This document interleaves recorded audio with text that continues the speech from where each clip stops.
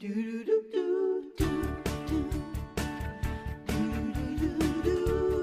poll showed that Americans' top two financial worries are one, having enough money for retirement, and two, how to pay for a serious illness or accident. To show us how to find peace of mind with the right post-retirement insurance plan, Senior Vice President of Physicians Mutual, Bob Gunya, and also joining the conversation, our family member and pet adoption specialist, Suzanne Browning. Thrilled to have you guys here. Welcome, guys. Thank you. So, Suzanne, you know this all too well. Medicare. Medicare is a big deal. This is your business. It can be very confusing. Suzanne, you took care of your late mother, so you had to navigate that entire thing on your own. What are your concerns for your own family that Bob can help you with? Well, for my own family, I saw how devastating a serious illness can be, and I want to make sure that I'm prepared as well. I did get Part A when I turned 65, but my husband's going to retire soon, and so I need to know what my next step is for myself. Susan, it's so good that you're here because you give testimony to the folks, the sons, the daughters that are helping their parents navigate retirement and the healthcare needs. What we all need is an advocate, someone that has gone through the transition before, that can help us so that when you're in a situation, when you have that medical episode or event, that you don't go bankrupt.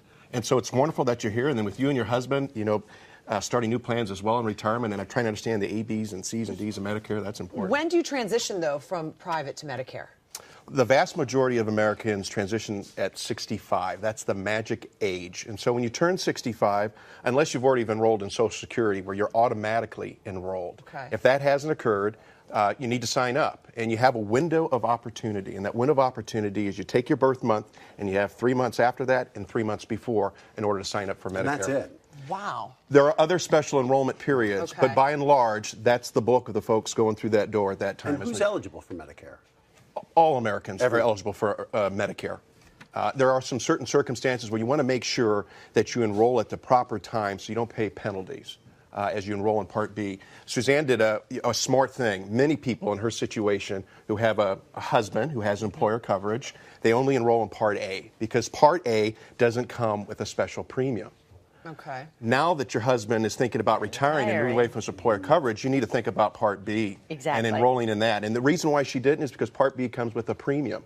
And Part D, which is the other component of Medicare, prescription drugs, that has a premium as well. So you made a smart choice by waiting, but now's the time to take action. Well, I'm going to get a Part F in this if I don't know about it, because Part A, Part B, Part D, there's so many parts, they can be really confusing. So can you walk us through this so somebody like me could understand? And you're only getting an F because you're not familiar with There you go. It's not rocket science. You just need to become familiar. Generally speaking, Medicare is like any other insurance program where they have covered services. So Medicare will say, this is medically necessary for your care. If it's not, then it's not covered. As a part of what's covered, then within Medicare, there's Part A, which is the hospital insurance. And so that's a major component. That's what you've already enrolled in. And then there's Part B. It's Matt's old friends, the physicians. You're paying for the doctor services, the surgical, the medical equipment. And then, as we said earlier, Part D is for your prescription drug coverage. So you mentioned Suzanne has Part A, but you mentioned there are premiums now with Part B and Part D. What people expect for those premiums? For Part B, today it's at $121. Now, based on your income, it is indexed. So you could pay a little bit more if you have more earnings coming in retirement. Part D depends on the kind of drug coverage that you need and the kind of particular program that you signed up. But beyond that, it's important to realize that you're paying the premiums, but then there's deductibles, there's co-insurance and co-pays that Medicare doesn't cover that can leave you vulnerable to major expenses in retirement. And I know, Suzanne, you have a very particular question about supplemental insurance. Well, I also have, I know that the supplemental, I think you're saying Medicare, and you have supplemental insurance to pay Wraps Medicare. Around Medicare, correct. But then there might be other things like dental or vision. I have macular degeneration in my family. I have macular degeneration, so I always want to make sure that I have coverage for vision. Yes. Yes.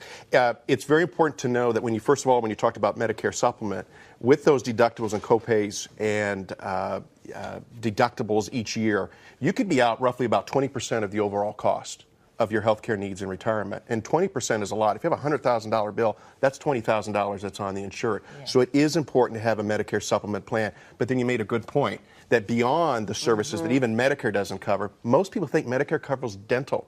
care, routine dental care. It doesn't. And then for your particular situation with your vision, it's something you have to investigate, because there are probably some aspects of it that Medicare would cover, and then other aspects that a supplemental policy would be to your benefit. But you could help me with everything. Absolutely. Great. So I'm embarrassed. I'm a little confused even as a former doctor here. Exactly, we've talked so much about the doctor's fees and the prescription. What does supplemental insurance cover? Supplemental insurance covers, for example, if you go into a hospital and you have to have a day in the hospital, automatically there's over $1,200 that you have to pay before Medicare kicks in.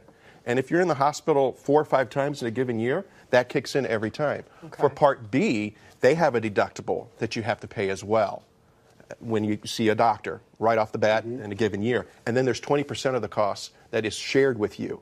So when you buy that Medicare supplement policy, it takes care of all of those gaps in Medicare. It's a lifesaver. So I think the question a lot of people have, Bob, how do they choose the right insurance company? You need to make sure that your partner is someone that's been in the business and has a proven track record. We've been supplementing Medicare since the very beginning, since 1965. And you want an insurance carrier that's going to educate, so you get that familiarity F, so you really understand before you purchase. And if you don't understand, walk away, because it's important you understand what you have covered, so there's not that misunderstandings when you're rushing to the hospital. We've actually prepared some helpful resources you can download about post-retirement health insurance planning. You can find them on our website and at physiciansmutual.com.